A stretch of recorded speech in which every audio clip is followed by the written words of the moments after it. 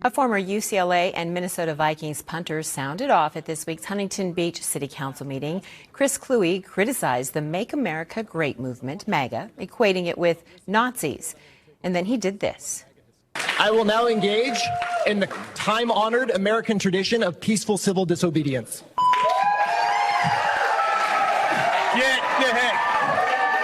Get out. The council cleared the room while police arrested him. They did not address his comments when they came back. Now, earlier this month, the council approved a plaque for the city's library, some call controversial. It has the acronym MAGA, but the city says it stands for magical, alluring, galvanizing, and adventurous. I believe we're on the path that Nazi Germany went down under Hitler, and I say that as a political science and history major, as someone who has studied history, and the parallels are very, very clear. This administration is trying to erase trans people. This administration is trying to put obedience over duty to the country. This administration is trying to thrust our country into turmoil in order to reap power for themselves. All right, guys, so once again, we got to talk about the party of weirdos, freaks, low testosterone men, and high-calorie women. And this time, we have to talk about a low testosterone man who decided to get arrested in protest of Democrats not doing enough to stop President Trump, right? Because this guy, Chris Kluwe, a former NFL punter, believes that President Trump is a Nazi, right? And that Make America Great Again is a Nazi movement. Okay, that is what he believes. So this guy decides that, you know what, he's going to show up to the Huntington Beach City Council meeting to engage in an act of civil disobedience, right? Again, low testosterone behavior here over a MAGA plaque, right? A MAGA plaque triggered this guy. So he got arrested, and now, of course, CNN is giving him a platform in order to show the world how crazy he is, okay, how brainwashed he is, right? This is your brain on MSNBC.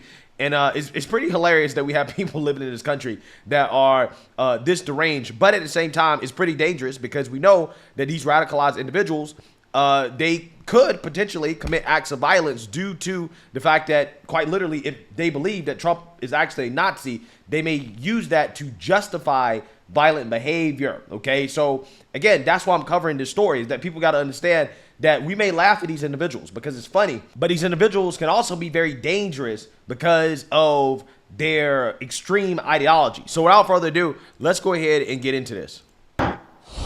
4 words on a plaque going up at a California library have thrown a city into the crosshairs of a political controversy. Those words: magical, alluring, galvanizing, and adventurous. The acronym, aka MAGA. Now, keep in mind, Huntington Beach, California, leans Republican, right? So this is a more conservative area. And that's why this story is hilarious to me because, you know, again, the MAGA thing, right? Like, it may not be Make America Great Again, but, like, come on. Underneath those words is this quote: "Through hope and change, our nation has built back better to the golden era of Make America Great Again."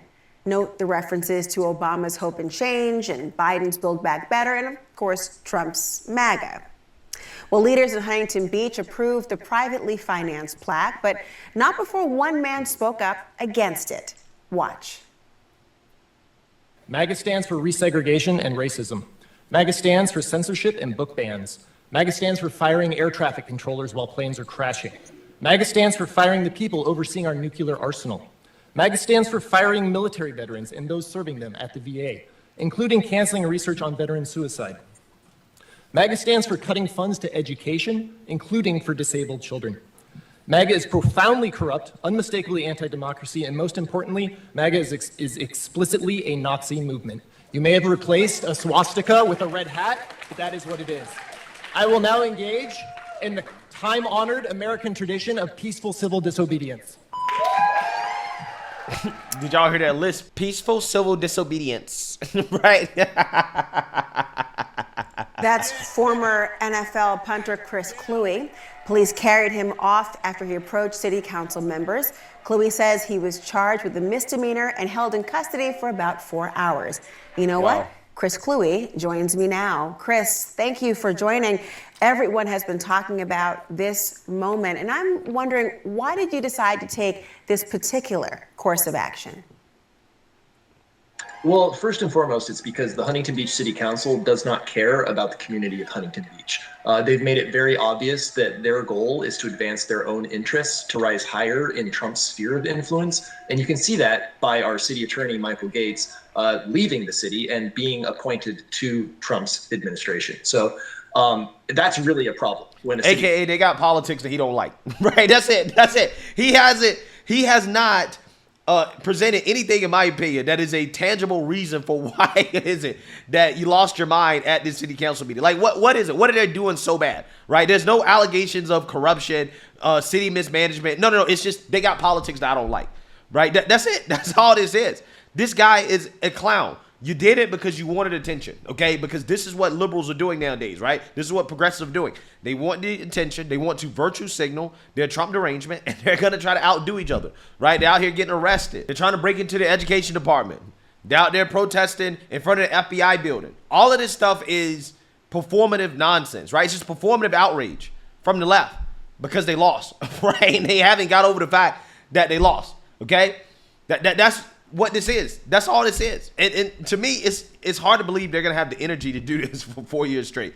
Are they going to have the energy to do what they've been doing for the last month for 4 years straight? Really? This is what you're going to do every single day? This is a sad life, right? It must be sad to be this Trump deranged, right? That every day you wake up, you believe that the country is facing an existential crisis because you can't have biological boys competing against girls in sports, right? This is what they believe. This is what they believe. Because President Trump said, hey, yeah, there's two genders, right? Two genders. Oh, man, this is terrible, right? This is a terrible thing. This is what these people are complaining about. And it must be a sad life. It has to be a sad life. This guy is probably bored, right? He's probably made a few million in the NFL as a punter. Okay, pretty easy job. Okay, maybe not an easy job, but relatively easy compared to other things that you could be doing in the NFL, right? So this dude made millions kicking a ball. Okay, he's bored. He ain't got nothing else to do. Probably doesn't have any other real talents, right? So he became a liberal activist, right? To get some entertainment in his life. But again, he looks depressed. He looks depressed, right? It cannot be fun to live your life like this. Can't be. The council doesn't have its city's best interests in mind. And why did this particular plaque spur this reaction more than, say, his leaving? So for me, it's the fact that MAGA, as I said, is explicitly a Nazi ideology. And they are coming after trans rights. They're coming after resegregation and racism. Like they are tearing down our government because they can only see power for themselves and they don't. Resegregation, right? Resegregation. I don't think MAGA, not the people right now having open conversations about whether or not integration was even a good thing, right, for society. That is actually the left. The left, they're openly having conversations about whether or not we should bring back segregation. I found myself wondering, and this applies to America, and then maybe it'll go to other places in a different way because Finland ties in. Do you think that integration was the right move? Like, and now I'm separating two things because I know in America people are like, well, of course, I mean, there was racism and there was segregation. And I go, yeah, no, I'm separating them. Let's separate someone being oppressed and someone not being able to get a job and someone not being able to get a bank loan. Let's take all of those, the negative things away, because I'll put myself out personally and say, I think whether we're talking about gifted kids who are anomalous, let's say, to the norm, whether we are talking about and I mean anything that does not fit into a category, I think the part of the reason Finland is able to do it is because, have you been to Finland? It's very homogenous. I've been to Finland. You know who's in Finland? Finnish people. That's it. That's it. And because they're all Finnish, there's an idea of like, no, we all head in the same direction. We all know what our actions mean. And that's a really powerful thing I've learned in communicating with other people. When I'm in a room with anyone where we start to tie together multiple things. So if I'm in a room with Black people, already there's like an implicit trust because we know what certain actions, words, and vibes mean. And then you're in a room with another African. Already. This person. Now, even if you shout at me, I know what your shout means. The same way an Italian knows what an Italian shout means. Yeah. Right? I know I'm prefacing it with a lot because it's a loaded question. Yes. But I would love to know if you think integration was the right solution, maybe, on the other side of, what America, of civil rights. Yeah. No, I don't. And I don't think it's actually that controversial when if you understand that segregation and integration weren't the only options. Like those are within those two options, it may seem like integration is the more progressive. Like, of course, we don't want segregation. But again, when you're being integrated into institutions, into a culture that's a supremacist culture, that's a culture that feeds off of hierarchy, that feeds off of insecurity, anxiety, why are we being integrated into that? Just saying that these are the conversations that are openly being had on the left. Okay, now I don't know if people want to do segregation. It is what it is. But when you talk about the party of segregation, let's not forget that the left, they actively are pushing for segregation. Okay, at least put it this way, in which black folks or so-called people of color, marginalized people, can actively segregate themselves from whites, but not the other way around, right? Whites can't segregate themselves from blacks, but the other way around is okay. That's totally fine, right? That's what the left supports. Care who they hurt to have to get it. And I feel that a political message like that is certainly not appropriate on a public library. And let's face it, public libraries, they are apolitical places. There should be no political message on the public library. It's a space for everyone to come in, regardless of your political affiliation.